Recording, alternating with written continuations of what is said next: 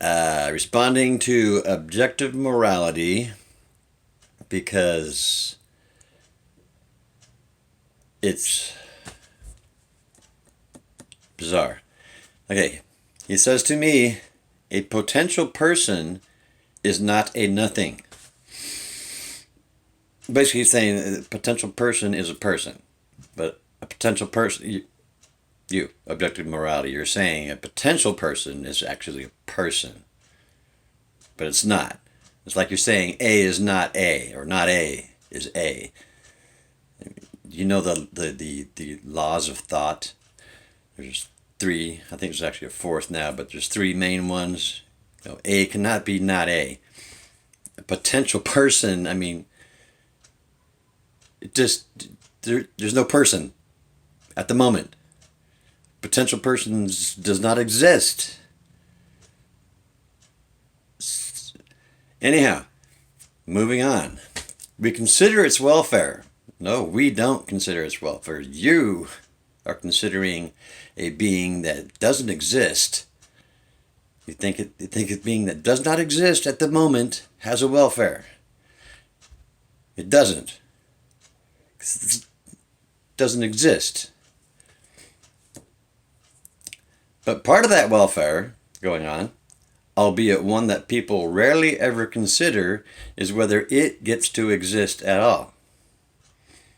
Well, it doesn't exist yet. So there's no it to talk about. It doesn't exist.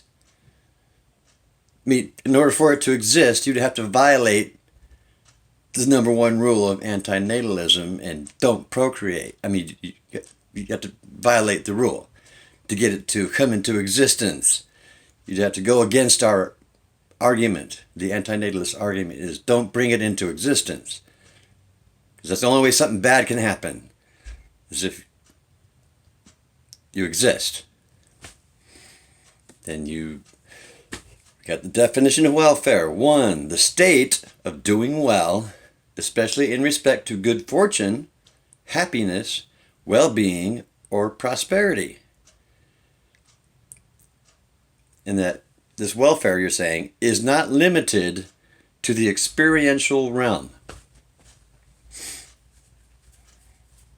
So a welfare can be in the non-experiential realm, yet the definition is talking about experiences of a sentient being. State. A sentient being is in a state. A thing that doesn't exist doesn't have a state. And what we're saying is that there's no guarantee you're going to have good fortune, happiness, well-being, or prosperity. That's the thing. That's the argument I made, which I told you to go back to my original post. I guess you didn't. All I said was procreation takes a risk with the welfare of another. Because you're not risking your own welfare, you're risking somebody else's welfare when you don't need to. There's no need to take that risk. Not procreating, there's no risk in not procreating. Because there's nothing being risked. So, yeah, welfare is limited to the experiential realm. Everything you say is just wrong. Because you're assuming that you're going to procreate. You're going to violate the rule that we're saying. Antinatalism is don't procreate. So you have to violate the rule to get this potential person into existence. So anyhow, going on. Once you make an antinatalist negative utilitarian argument, which I didn't do, you accept the personhood of the potential being. Right there, you're saying the being that doesn't exist is a person. But it's not. It's not a person yet, because it doesn't exist. How can a thing that doesn't exist be a person? I mean, whether it's a negative utilitarian argument or not, It's not a person. It doesn't exist.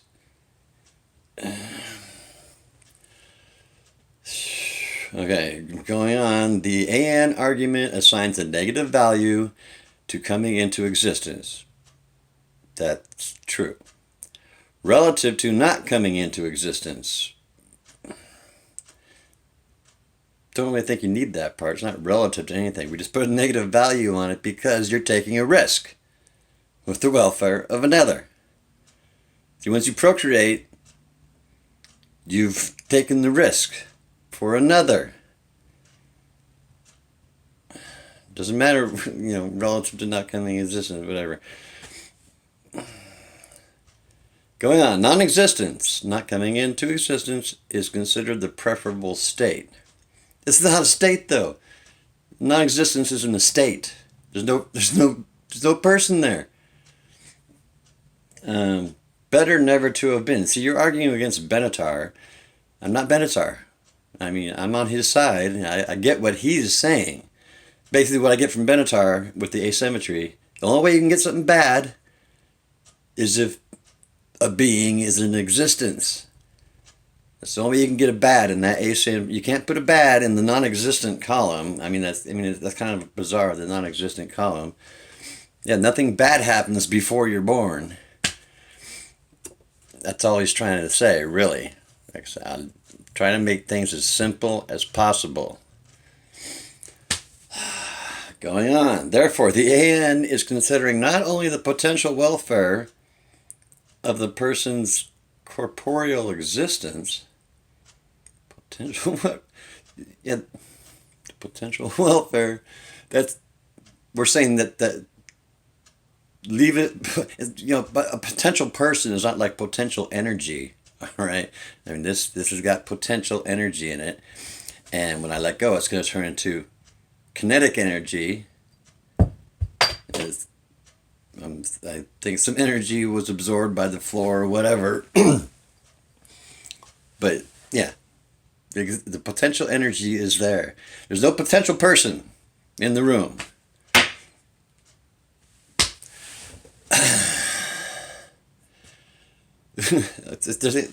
The AN, the anti-natalist, I guess, is considering not only we're not considering the potential welfare. We're considering what will happen if you bring a being into existence. It's going to have a welfare that's good or bad. I mean, you're taking a risk. Are they going to have good fortune? Can you predict the future? No, you can't. That's science is in. World's chaotic. You can't predict shit. Well, I mean, you can get close, but our bodies are brought into existence in it from chaos. I mean, watch the lecture series by Professor Robert Sapolsky. He's got 25 lectures on the human behavioral biology. Really informative, and he makes it fun too. So the AN is also not only considering not only the potential welfare of the person's corporeal existence, but the welfare of its non-corporeal existence. I mean, non-corporeal existence. I mean, corporeal kind of existence is corporeal. There's no non-corporeal existence. I guess I'll finish off on the comment. He's kind of going off on a tangent. Well, I mentioned he's talking about murder, and I said, if someone were to come up behind me and just blow my brains out, it wouldn't harm me. I'd be gone. It would harm whoever depends on me or loves me, what have you. Yeah. The victims are the family and friends of the murder victim. And that's not justifying murder because of that. Yeah, that's why. I mean, if I wanted to die, I could take my own self out. So you don't have the right to tell me it's your time to die. No, I'm going to stick it out. Anyhow, so a murder victim is a non-corporeal existence. No, it's not. They're gone. That's why it's valid to punish their murder. No, it's valid to punish their murder because you shouldn't be murdering people. Okay, don't go around murdering people. Jeez, that's bad, especially for the victims, friends, and family. And you say, regardless if the victim had any dependents. Well, yeah, you shouldn't take anybody out because I can take myself out. Although I don't like the idea. I mean, I'd do the shotgun, but I've even seen a guy on YouTube missed with a shotgun, blew half his face off. Now he's a born again Christian. Yeah, no, thank you. I mean, I'm an engineer. I could probably set it up such that I was foolproof, but still, don't want my friends and family finding my head all blown over my bedroom. I mean, shit. Anyhow, that's why. This is the last sentence. That's why if you were to murder a woman planning to have children, you have also ended those potential children's existence. And the potential grandchildren and great-great-grandchildren. So, I mean, come on. I mean, do you get what I'm saying? At all. I mean, I don't know what you're thinking here, but you're violating the laws of thought is what you're doing. I brought up sperm and ova, right? And why did I bring that up? Well, that's a potential person. A sperm and an ova. Every ova that's ever been passed, unfertilized, that was bad. We should mourn. I've said this a long time. We should mourn the passing of an ova, or an ovum, I guess I should say. No, there's no welfare for the sperm and ova. Don't have a welfare. They're just, what do you call them? Gametes or something like that.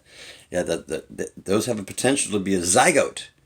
You put the sperm and the ovum together, you get a zygote. That zygote has the potential to be a fetus, and the fetus has the potential to be a baby. The baby has the potential to be a thinking human being. With all the what's the word I'm looking for? All the shit it's got to have to deal with in its life. Of course, I mean, it could have a great life. A lot of people have great lives, but they almost always end miserably. Yeah, I don't know if you caught my return video. My wife died after 5 months of sudden onset dementia. She was a completely different person. She thought people that were long dead were still alive. She couldn't, at 15 minutes after breakfast, she's just like, "What's for breakfast?" And it was just miserable. Yeah, wouldn't want to go through that again. So, a potential person is not a person. It does not have a welfare to worry about. Only when you come into existence is there something to worry about. Okay? You got to worry about whether they're going to have this welfare thing or they're going to be miserable. Like I said, there's no need to take the risk. There's no need. Except, I swear, I think people, they just want, I mean, I have a son, I wanted a pet human. Somebody that would love me unconditionally and I could show off my father skills. I mean, I did pretty good, I think. I made a lot of mistakes, but he's, got a degree in psychology. He's on his own. He's got friends. So, anyhow, yeah, really, I mean, Matt's video, I caught the end of it. He was saying something about, well, you're going to make people depressed. Like, really? I can't make an argument because somebody's going to, cry, "Oh, I can't have kids." Yeah, well, I'm just saying. It's a simple argument. Which is undefeated. I mean, you're trying, but you're failing completely. I don't know what to say. This is totally bizarre. Anyhow, thanks for watching. Out.